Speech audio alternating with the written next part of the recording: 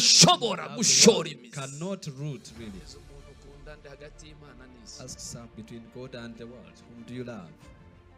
Ataragusubiza umumbariza Before you get an answer, you ask. usubiza amaso inyuma.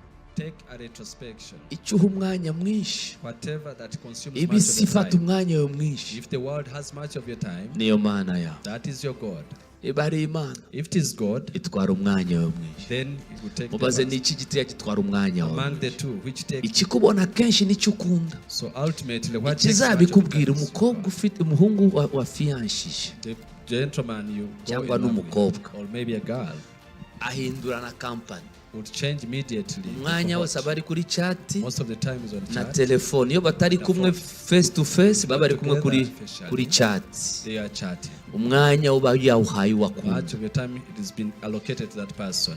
ukunda The one you love yatwaye umwanya wawe.